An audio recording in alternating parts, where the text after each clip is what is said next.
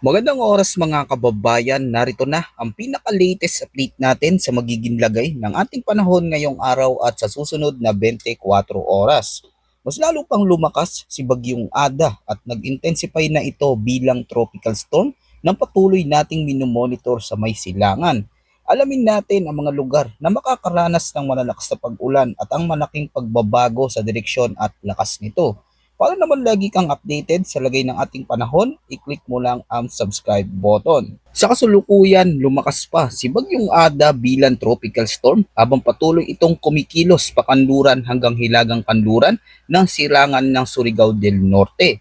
Batay sa pinakauling datos, ang sentro ng Bagyong Ada ay tinatayang nasa 385 kilometers silangan ng Surigao City, Surigao del Norte. Taglay nito ngayon ang maximum sustained winds na 70 kilometers per hour at may pagbugso na umaabot sa 85 kilometers per hour at may central pressure na 1,000 hectopascals.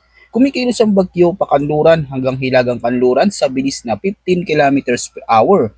Habang ang lakas ng hangin nito o gale force winds ay umaabot hanggang 500 kilometers mula sa gitna. Ibig sabihin, kahit wala ka sa mismong track ng mata ng bagyo, maaari ka pa ring makaranas ng mapanganib na bugso ng hangin at malalakas na buhos ng ulan. Bukod dito, inaasahan din ang maalon hanggang sa napakamaalong karagatan sa mga apektadong baybaying dagat, lalo na sa silangang bahagi ng Mindanao. Sa ngayon, ang signal number 1 ay nakataas na sa ilang bahagi ng bansa. Sa ilalim ng signal na ito, inaasahan ng malalakas na hangin sa loob ng 36 hours. Ang lakas ng hangin ay maaaring umabot mula 40 hanggang 60 kilometers per hour na may minimal hanggang minor na banta sa buhay at ari-arian. Sa Luzon, sakop ng signal number 1, ang silangang bahagi ng Camarines Sur, pati na rin ang lalawigan ng Sorsogon, ang silangang bahagi ng Albay, gayon din ang lalawigan ng Catanduanes. Sa Visayas, nakataas ang signal number 1 sa Northern Samar, Samar at Eastern Samar. Saklaw din nito ang silangang bahagi ng Biliran, silangang bahagi ng Leyte at ang silangang bahagi ng Southern Leyte. Samantala, sa Mindanao, sakop din nito ang Dinagat Islands, Surigao del Norte at ang Surigao del Sur. Ayon naman sa latest heavy rainfall advisory na inilabas ng Pag-asa, ngayong araw inaasahan ng malalakas at tuloy-tuloy na pag-ulan sa ilang bahagi ng bansa. Aabot sa 50 hanggang 100 millimeters na ulan sa Northern Samar, Eastern Samar, Samar, Biliran, Leyte, gayon din sa Southern Leyte, Dinagat Islands, Surigao del Norte at Agusan del Norte. Sa panahong ito, posible ang matagal na malalakas na buhos ng ulan na maaaring magdulot ng biglaang pagbaha sa mababang lugar at tabing ilog. Bukas araw ng Saturday, January 17, mas lalakas pa ang pag-ulan na tinatayang aabot sa 100 hanggang 200 millimeters ang posibleng bumagsak at maaaring maranasan sa Catanduanes, Albay, Sorsogon, Northern Samar at Eastern Samar.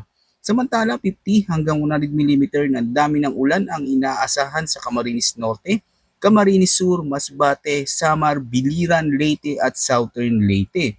Pagsapit naman ng araw ng linggo, January 18, magpapatuloy ang banta ng malakas na pag-ulan na posibleng umabot sa 100 hanggang 200 millimeters ng ulan sa Catanduanes at Camarines Sur. Habang 50 hanggang 100 millimeters naman ang inaasahan sa Albay at Camarines Norte.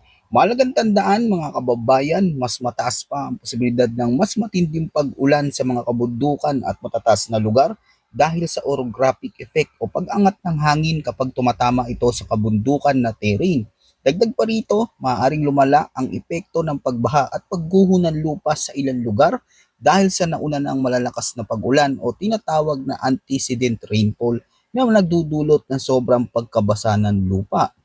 Para naman sa lagay at kondisyon ng karagatan, inaasahan ng RAPSIS o napakataas na alon sa karagatan na abot sa 4.5 meters sa Hilaga at Silangang Baybay ng Catanduanes, Northern Samar at Siargao, Bukas Grande Islands, pati na rin sa Silangang Baybay ng Albay, Sorsogon, Eastern Samar, gayon din sa Dinagat Islands at Surigao del Sur.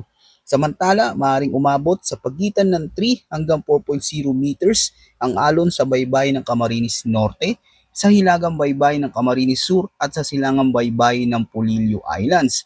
Dahil sa mapanganib na kondisyong ito, pinapayuhan ang mga mangingisda at marino na maliit na sasakyang pandagat, kabilang ang lahat ng uri ng motor bangka na huwag munang pumalaot lalo na kung kulang sa karanasan o hindi maayos ang kagamitan ng sasakyang dagat. Aabot naman sa 2.8 meters ang taas ng alon sa baybayin ng Isabela, Aurora at hilagang bahagi ng mainland Quezon, gayon din sa silangang baybayin ng mainland Cagayan at Davao Oriental, at sa hilagang baybayin ng Pulilio Islands. Samantala, hanggang moderate seas ang inaasahan sa iba pang coastal waters.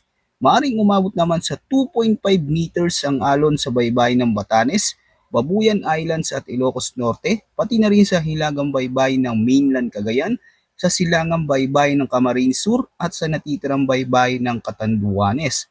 Sa mga lugar na ito, pinapayuhan ng mga marino ng motorbangka at mga sasakyan dagat na mag-ingat kung kinakailangan pumalaot at kung maaari ay iwasan muna ang paglalayag hanggang sa kumalma ang kondisyon ng karagatan. Ayon naman sa latest track at intensity outlook ni Bagyong Ada, malagang tandaan na hindi lamang sa mismong dadaanan o posibleng paglandfall ng bagyo mararanasan ang matinding epekto nito. Kahit ang mga lugar na wala sa sentro ng bagyo at nasa labas ng inaasang landfall area ay maaari pa rin makaranas ng malalakas na pag-ulan at mapaminsalang hangin. Ito ay dahil sa malawak na sirkulasyon ng bagyo kung saan ang ulan at hangin ay umaabot ng daang-daang kilometro mula sa sentro nito. Batay sa kasalukuyan datos, inaasang kikilos si Ada pahilagang kanluran mula ngayon hanggang bukas. Sa Sabado, January 17, inaasang babaling ito pahilagang kanluran hanggang pahilaga bago tuluyang kumarba pahilagang silangan pagsapit ng Lunes, January 19. Sa magiging track na ito, maaaring dumaan ng malapit ang bagyong Ada sa Eastern Samar at Northern Samar pagsapit ng Sabado. At mas lalapit naman ito sa Catanduanes pagsapit ng Linggo, January 18. Kung magkakaroon ng bigla ang paglihis pakanluran, may posibilidad ng direktang paglandfall nito sa Eastern Visayas at Bicol region na magdadala ng mas malalakas na ulan, mas matinding bugso ng hangin at mas mataas na banta ng pagbaha at landslide. Ibig sabihin, malinaw na maaari pang magbago ang track forecast nito sa mga susunod na araw, lalo na sa pagitan ng Sabado hanggang Linggo, dahil sensitibo ang galaw ng bagyo sa pagbabago ng atmospheric conditions sa paligid nito. Ayon naman sa intensity nito, inaasahang unti-unting lalakas ang bagyong Ada sa loob ng susunod na araw habang ito ay nasa ibabaw pa ng mainit na karagatan ng Philippine Sea na nagsisilbing enerhiya ng bagyo, subalit inaasahan ding hihina ito sa oras na ito ay kumorba pahilagang silangan at mapunta sa silangan ng Catanduanes, kung saan mas malamig ang tubig dagat at mas hindi favorable ang kondisyon para sa patuloy na pag-intensify nito. So ulitin lang natin mga kababayan, patuloy nakikilos ang bagyong Ada pahilagang kanluran hanggang pahilaga sa mga susunod na araw bago inaasang kumurba pahilagang silangan habang nananatili sa ibabaw ng karagatan. Habang hindi pa tiyak ang eksaktong dadaanan nito, malinaw na manatiling mataas ang banta ng malakas na bagyo sa mga lugar na nasa silangan ng bansa. Lubang maapektuhan ng bagyo ang Eastern Visayas, particular ang Eastern at Northern Samar, gayon din ang Dinagat Islands at Surigao provinces dahil sa tuloy-tuloy at malalakas na pag-ulan. Malalakas na hangin at papanganib na kondisyon ng karagatan, mataas din ang banta sa Catanduanes at silangang bahagi ng Bicol region kung saan posibleng maranasan ang pinakamalalakas na buhos ng ulan at ang pinakamataas na alon, lalo na kung malalapit pa ang bagyo sa kalupaan.